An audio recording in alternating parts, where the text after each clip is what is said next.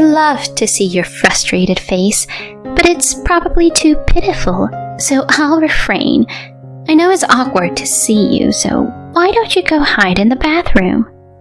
The woman on the phone laughs hysterically and mocks me. I hate this woman more than anyone in the world. No, in the entire universe. 13 years ago, this woman stole my husband from me. I want to cut ties with her, but it's quite difficult, because sadly, this woman is my own sister. I chuckled as I held the phone to my ear for a while after it was unilaterally disconnected. My name is Kate, a 37-year-old divorcee. My married life fell apart in just half a year, and it's all because of my sister with a rotten character. I have a fraternal twin sister. Her name is Carly. Our appearance is so identical that even longtime friends mistake us for each other. However, despite our similar looks, our personalities are completely different. I'm more on the quiet side, but Carly was an active class president type. I excel academically, while Carly has better athletic abilities. Carly has a personality of speaking her mind immediately. You manage to wear such tacky clothes so well. We have the same face, so people will think I'm the one who looks tacky. It's the worst. Our sisterly relationship is not as good as it seems. It's fine within the confines of our home, but trouble always seems to follow my sister Carly. Back in our student days, what's your deal, hitting on my boyfriend? I often found myself being confronted by girls from other schools on my way home. Of course, I had no personal connection to them. Ugh, not again, Carly. Whenever Carly developed an interest in someone, she would shamelessly pursue them, regardless of whether they already had a girlfriend. I do think men can be awful, but my sister is the worst. And here I am, mistaken for her, suffering the consequences. What's more, she easily grows bored and breaks up with them, sometimes within just a week. It's truly exasperating. Carly, can't you stop this already? Don't you think about the feelings of the other person's girlfriend? And I'm also bothered by all of this. In response to my words, I'm afraid of the cynicism of unattractive women. Well, what about your man, Murphy, right? He's so plain, and I don't think there's any worry of him cheating. You can relax. He's out of the question for me. She proceeded to belittle my boyfriend. This man, Murphy, is the despicable ex-husband who callously abandoned me 13 years ago. We got to know each other at the same cram school and became close. He was more on the quiet side, and being with him brought me a sense of peace. His mother was a renowned fortune teller, running her own fortune-telling establishment. We graduated from the same university and decided to get married 2 years later. However, just 6 months after our marriage, "Please, just divorce me. I've reached my limit. You should know the reason, right?" He hands me the divorce papers. Sitting next to Murphy with a triumphant expression on her face is my sister, Carly. It all came as such a sudden shock. Huh? Sorry? I don't understand. Did I do something? I have no recollection. In response to my words, my husband slams the desk. What? You've been cheating on me. Can you still say that, even after seeing this? Among the several photos lined up on the desk, there were images of a man and a woman entering a hotel together, looking affectionate. But from my perspective, I was simply being shown pictures of my sister Carly entering a hotel with an unfamiliar man. I couldn't understand all the meaning behind Murphy's words. The man in the photos is probably just one of Carly's flings. No, this is Carly, it's not me. In that moment, my sister Carly bursts into tears.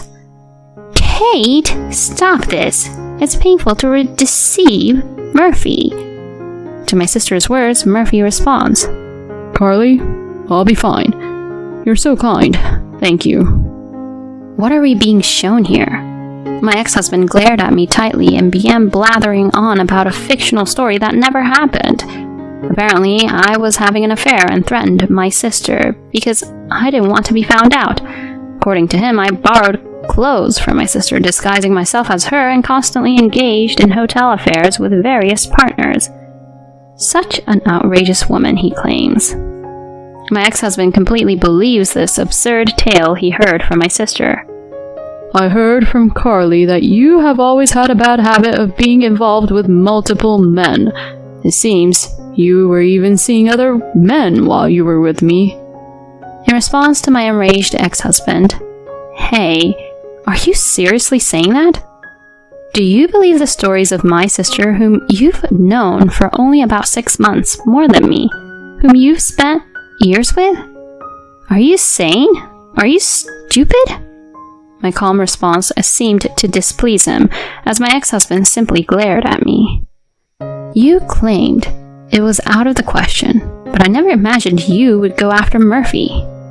Even though you have the same face, your personalities are completely different. Honestly, you lack charm. Carly would listen to my complaints with a smile. She was so endearing. Maybe I made a mistake in choosing you as my marriage partner. He said such things. Carly, who continued to feign crying, had a smile on her face. As Carly became a working adult, her habit of being involved with men didn't change, but her criteria for targeting men has shifted compared to our student days. She prioritized status and money over appearance, and Murphy worked for a major company, and his family was reasonably well off. Perhaps she had her eyes on those factors from the time of our marriage proposal. It turns out that my ex-husband was completely fooled by my sister's poor acting skills. I couldn't believe that my former long-term partner could be so foolish, and I felt my feelings quickly cool down. You two are the worst, you know. Do whatever you want. Just never appear in front of me again. Tears threatened to fall, but I held them back desperately. I signed the divorce papers handed to me on the spot and slammed them back at the two of them. It's my sister who is the only one who has a devious mind. It seems she and Murphy haven't yet become involved romantically. Claiming alimony from him would also be challenging. However, if these two could disappear from my life, I no longer cared about money. Afterward, I returned to my parents' home, but they were furious at my sister's actions and declared their disownment. As for the reaction of the person in question, Oh, whatever. If you ever need help with money, don't come to me or anything. Bye then. Even our own parents treated her with such disdain. I heard from a friend that my ex-husband and sister got married just 3 months after the divorce. I was so disgusted that I couldn't even cry. I didn't feel anything anymore. For the past 13 years, I haven't seen my sister and her husband. But one day I received a call on my phone from a payphone. Since it was work-related, I answered it. Hello, Kate. I immediately recognized the voice on the other end of the line. I don't know what kind of nerve you have to contact me. In response to my words, my sister Carly chuckled softly. Are you still holding a grudge? You're still as gloomy as ever, Kate. Well, never mind that. I have a favor to ask you. My sister continued talking without showing any remorse for the past. I'm pregnant. Huh? The father, of course, is Murphy, the one you loved so much. So I was thinking of announcing it to our parents, as it's their first grandchild. But I doubt those strict parents would listen if I told them directly. So tell them for me. She boldly gave me an order, even though she's been disowned. And what makes you think you can say such audacious things when you've been cut off? I retorted, but Carly had a comeback. And what about you? How many years has it been since then? It's been 13 years. 13 years! I think you're the only one who still holds a grudge. You're probably still living alone in our parents' house, right? I'll be the one to show them a grandchild in your place. She mocked me. This girl is a genius when it comes to irritating people.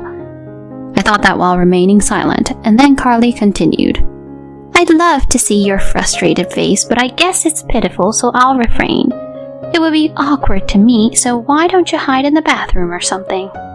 She said that while laughing hysterically. And then, I'll come over this weekend. Take care. With that, my sister unilaterally ended the call. I held the disconnected phone to my ear for a while and chuckled softly. On that weekend, while I was enjoying a quiet time at home, my smartphone rang. It was a call from a public telephone. I assumed it was my sister. Reluctantly, I answered the call. "Hey, unlock the call blocking already," she yelled. What's wrong with blocking calls from someone I don't want to hear from? Isn't that the purpose of call blocking? Oh, I see. Maybe you don't understand because you're not that bright. I chuckled in contempt. In response to her irritation, I heard a few cracking sounds over the phone. "I went through the trouble of coming here and no one's home? I told you I was coming today." Huh? Were you serious about that? I thought it was a joke. Besides, you unilaterally hung up the phone, so I didn't say anything, but I no longer live there. I could sense anger and slight agitation in my sister's voice as she spoke. It seemed like she was standing in front of our former house, although nobody lived there anymore. Thinking about the disturbance it would cause to the neighbors if she continued to create a scene, I gave her my current address and hung up the phone. After waiting for about an hour, the intercom rang, and when I answered it, Carly and my ex-husband Murphy were standing there with displeased faces. Carly immediately said, "Don't get too cocky. And what are you doing here? Why are you living in such a nice apartment?" She yelled at me with bloodshot eyes. It was understandable that my sister was surprised. This place was relatively new and was in good location. The rent was also decent. It wasn't a super luxurious apartment, but it was a nice property. Ignoring Carly's excitement, I said, "It's annoying and disruptive there, so why don't you come up?" I led them to my apartment, and Carly seemed surprised by the spaciousness. Seeing her frustrated expression, I couldn't help but chuckle. Inside the living room, our mother was sitting on the sofa silently observing my sister. Without uttering a word, she continued to gaze at Carly. "So you said you had something to discuss today, right? I'm not bothered by it, but if I'm in the way, should I hide in the bathroom?" I sarcastically remarked.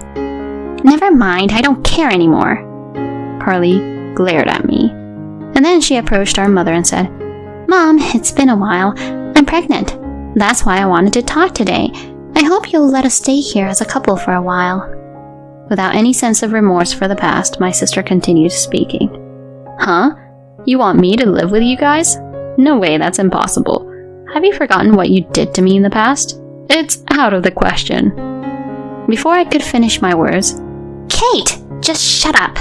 Besides, isn't this house still under Dad's name? You're an unmarried woman who couldn't even remarry at your age and are just leeching off our parents." Further adding insult to injury, "Thanks for your hard work until now. From now on, Murphy and I will take care of our parents' needs while living here together. Can you leave? And what about Dad? Is he at work?" My patience had reached its limit with my sisters smirking and laughing. However, it was our mother, who had been silently listening all along, who spoke up before me. "If it's about your father, he passed away." My mother muttered just those words.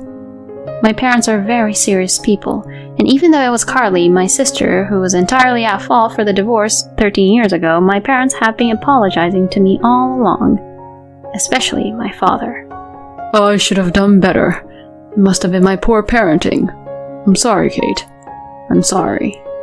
He became increasingly depressed to the point where it was difficult for him to continue working. During that time, both my father and mother were still in their early 50s, and our living expenses were supported by my income and my mother's part-time job. After a while, my father was diagnosed with cancer and passed away 10 years ago. Right before his passing, my father said, "Please, don't contact Carly about this. If she shows up at my funeral, I feel like I won't be able to go to heaven." True to his words, neither my mother nor I contacted my sister. We moved into this house about 5 years ago. It was because my mother's health deteriorated due to work-related strain. We considered renovating our family home, but it was located on a hill, and the act of climbing the slope with my mother's condition would have been difficult.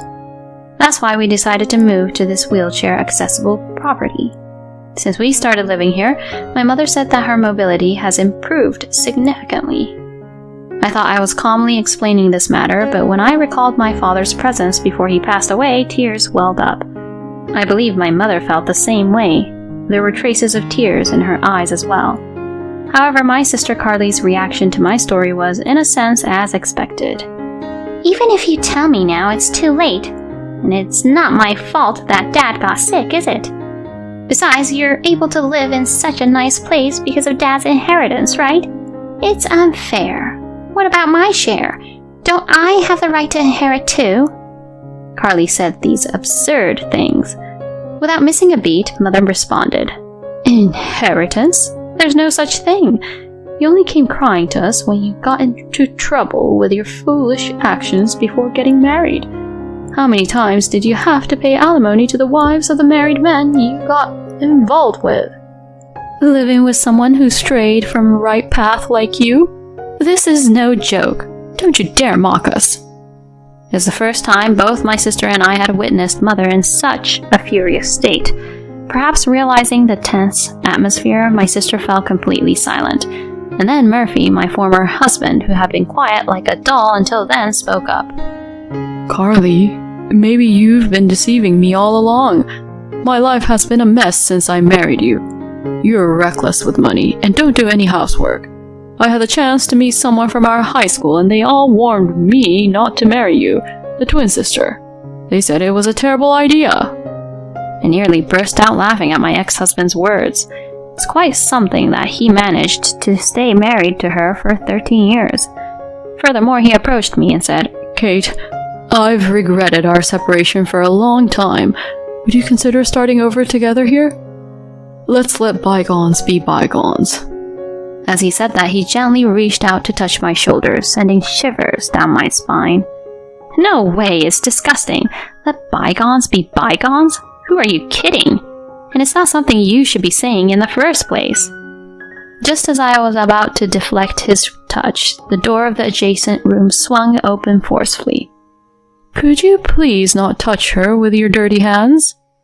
Suddenly a man appeared, surprising both of them with wide-eyed astonishment. Who's that? Ignoring my sister's mutter, I said, I told you to stay hidden and not get involved. In response to my words, Richard said, I had to intervene because he was about to touch you, Kate. Besides, having a third party present can help with the discussion.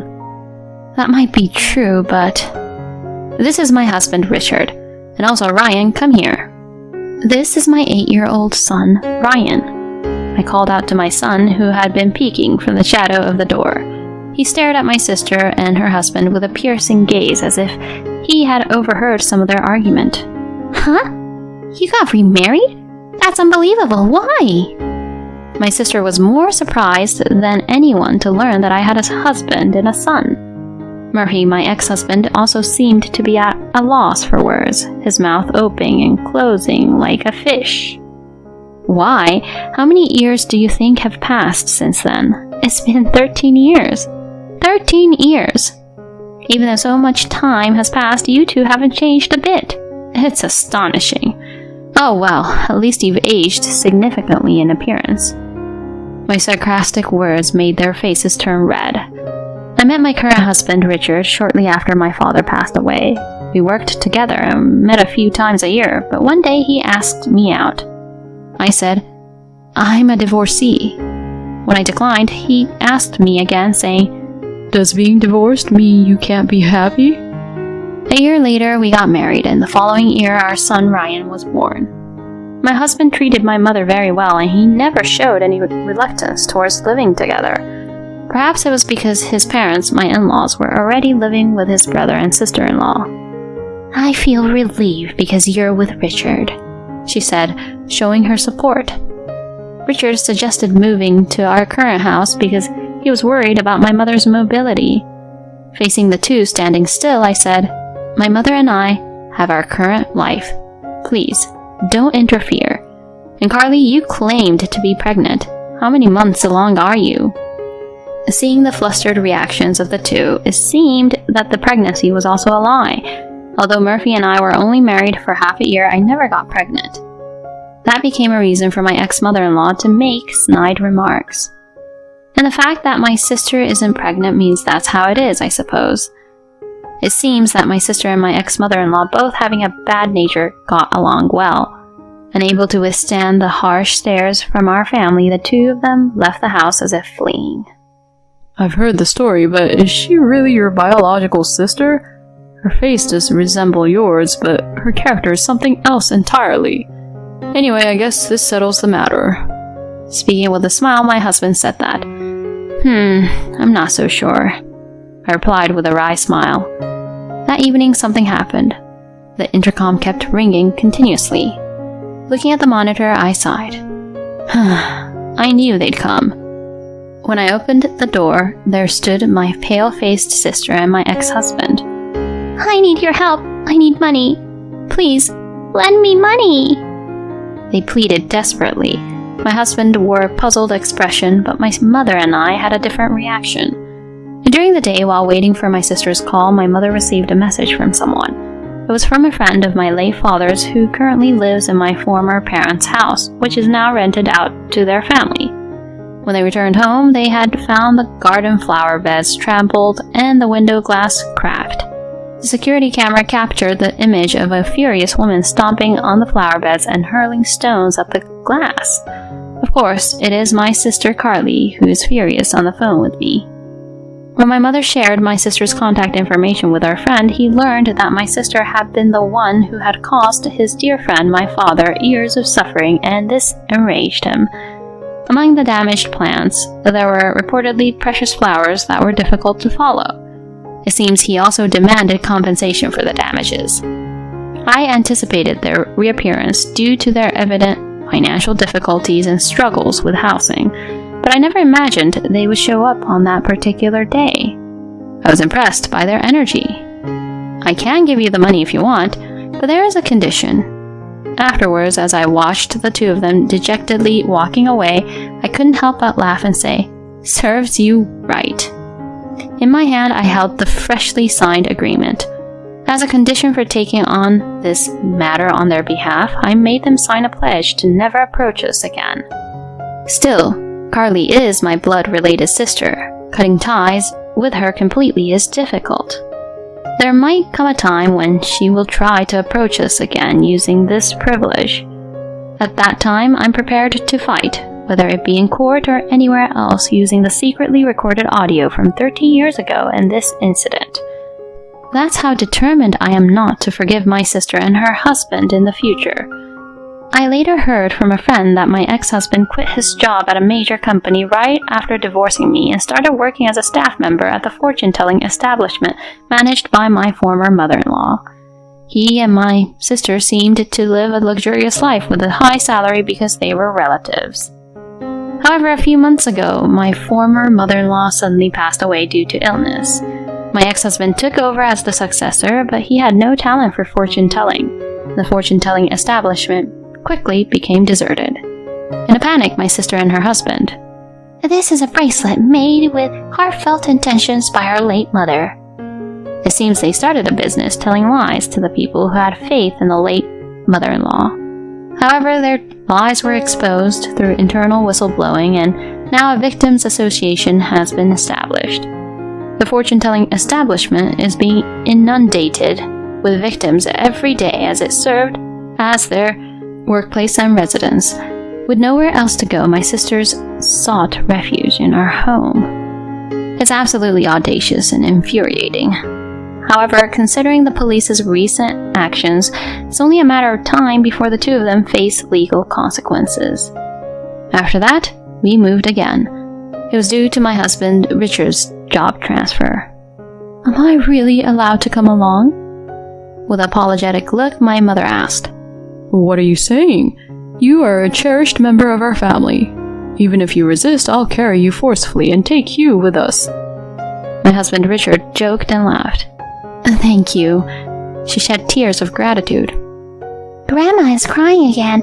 Here, take this tissue.